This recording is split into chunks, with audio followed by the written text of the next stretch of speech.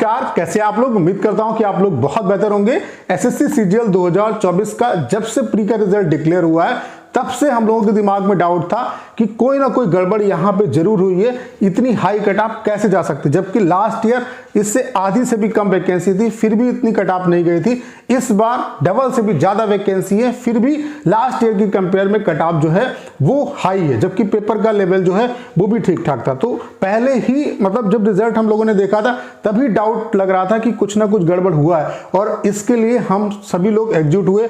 ढेर सारे जो टीचर उन्होंने सपोर्ट भी किया, कई ऐसे भी टीचर हैं जिन्होंने सपोर्ट नहीं किया, जिन्होंने एसएससी के हक की बात कही कि यहाँ पे कोई भी स्कैम नहीं हुआ। तो बाकायदा मैं आपको यहाँ पे सारे प्रूफ दिखाने वाला हूँ, और एसएससी जो है उसको रिजल्ट को अब इन प्रूफ्स को देखने के बाद रिजल्ट को रिवाइज करना होगा।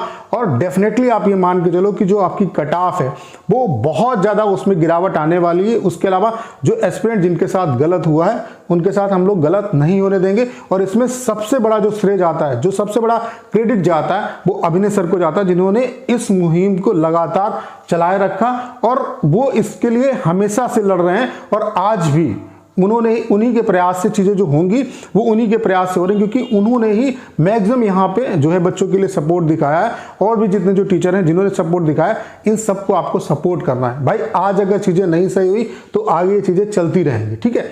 तो सारे जो प्रूफ है वो मैं आपको दिखाने वाला हूं। उसके अलावा आपका जो मेंस का एग्जाम है वो भी पोस्टपोन होगा, इसके भी हाई चांस है, क्योंकि जब रिजल्ट रिवाइज्ड होगा तो इनको थोड़ा सा टाइम उन एस्पिरेंट को भी देना होगा जो नए अंदर आएंगे। तो फिर आपको मेंस की जो डेट है वो भी रिवाइज करनी होगी, तो रिजल्ट भी रिवाइज करना पड़ेगा और जो मेंस की डेट है उसे भी पोस्टपोन करना होगा।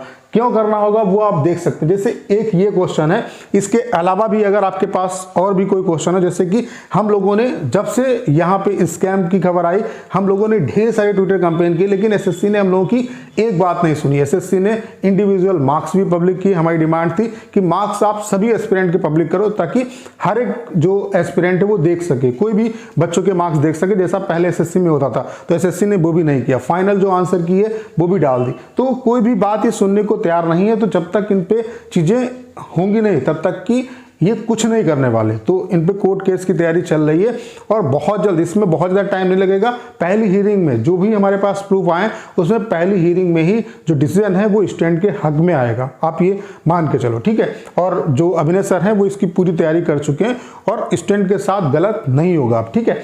और ढेर सारे जो बच्चे जो पॉइंट से रह गए हैं उनको भी मौका मिलेगा, और ढेर सारे जेन्युइन जो एस्पिरेंट जो काफी टाइम से मेंस की प्रिपरेशन कर रहे थे उनको भी यहाँ पे मौका मिलेगा। अब जैसे ये क्वेश्चन आप देख सकते हैं, पॉइंटों से जो बच्चे बाहर हुए हैं वो इस क्वेश्चन की वजह से बाहर हुए हैं। आप देख सकते हैं यहाँ पे एसएससी ने पूछा है find the greatest value of के इन अ 6 डिजिट नंबर। ये जो वैल्यू है इसमें के की वैल्यू पूछ रहा है, ठीक है, such that the number is divisible by 3।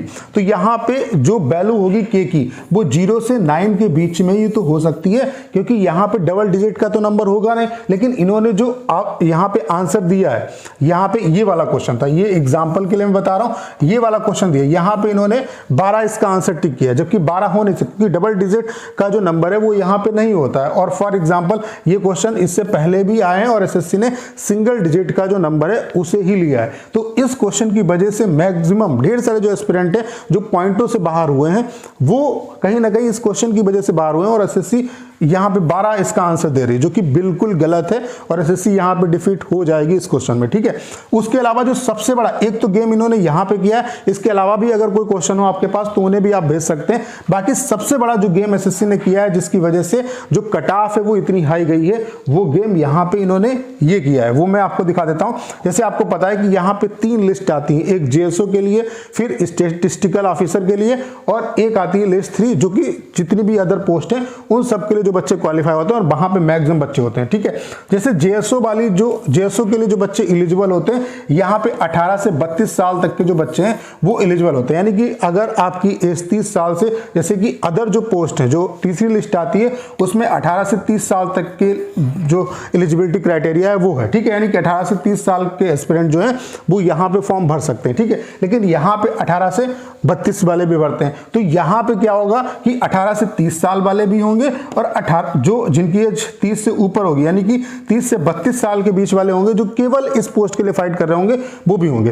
तो यहाँ पे जो टोटल नंबर ऑफ एस्पिरेंट है वो 18,436 है। और इसकी आप कट ऑफ भी देख सकते हो। यूआर की कट ऑफ 167, ईडब्ल्यूएस की कट ऑफ 161, ओबीसी की कट ऑफ 160, एसटी की कट ऑफ 150, यानी कि इसकी जो कट ऑफ है वो भी हाई जाती है। यानी कि जो बच्चा सिर्फ इस पोस्ट के लिए एलिजिबल होता है उसके दिमाग में रहता है कि भाई यहाँ पे अगर सिलेक्शन लेना है तो नंबर ज्यादा चाहिए होंगे तभी ये पोस्ट मिल पाएगी। इन्होंने क्या किया है, जो 18,436 टोटल जितने भी एस्पिरेंट हैं ये सारे के सारे एस्पिरेंट इन्होंने लिस्ट 3 में डाल दिए हैं, जहां पे आपको 1,65,240 एस्पिरेंट दिख रहे हैं। यानी कि इनके कहने के अनुसार एक भी यहां पे एस्पिरेंट ऐसा नहीं है जो 30 से 32 की एज में होगा। यानी कि सारे के सारे बच्चे यहां पे 18 से 30 साल के हैं, उन्होंने इस पोस्ट के लिए भरा था और लिस्ट 3 के लिए भी वो एलिजिबल थे। तो ऐसा हो ही नहीं सकता, क्योंकि यहां पे 30 से 32 साल जो केवल जेएसओ की पोस्ट के लिए एलिजिबल होंगे वो भी बच्चे यहां पे 2500 से 3000 के बीच में मिनिमम बच्चे होंगे। और अगर ये बच्चे जिनके मार्क्स ठीक ठाक हैं इनको अगर जबरदस्ती यहां पे डाल दिया गया, जबकि इन्हें इस पोस्ट से मतलब ही नहीं है, ये अगर मेंस देंगे तब भी मेंस की कट ऑफ बढ़ाएंगे लेकिन वो पोस्ट इन्हें मिलेगी नहीं, उनको ऑलरेडी इस जो लिस्ट है उसमें डाला गया, जबकि इस लिस्ट में उसका कोई काम नहीं है। तो सबसे बड़ा जो स्कैम है वो यहाँ पे यही किया गया है कि ये भाई बच्चे जितने बच्चे यहाँ पे हैं वो सारे के सारे बच्चे यहाँ पे आपने डाल दिए, यहाँ पे आपने एज का कोई फिल्टर ही नहीं लगाया। और यही रीजन है कि एसएससी की जो कट ऑफ है वो आपको यहाँ पे यूआर कैटेगरी की जो कट ऑफ है वो आपको 153 देखने को मिल रही है। और अगर इसमें चेंजेस किया जाएगा तो आप ये मान के चलो जो कट ऑफ हम लोगों ने प्रेडिक्ट की थी 140, 42, 45 इसी के रेंज में आपको जो कट ऑफ है वो देखने को मिलेगी। तो ये सबसे बड़ा गेम हुआ है यहाँ पे। आप खुद सोचो भाई, जैसे यहाँ पे जो जेएसओ सिर्फ जो जेएसओ के लिए बच्चे एलिजिबल होते हैं वो भी बच्चे जैसे 18,436 हैं, मान लेते हैं इसमें 2500 से 3000 बच्चे ऐसे होंगे जो 30 से 32 की एज के बीच में होंगे।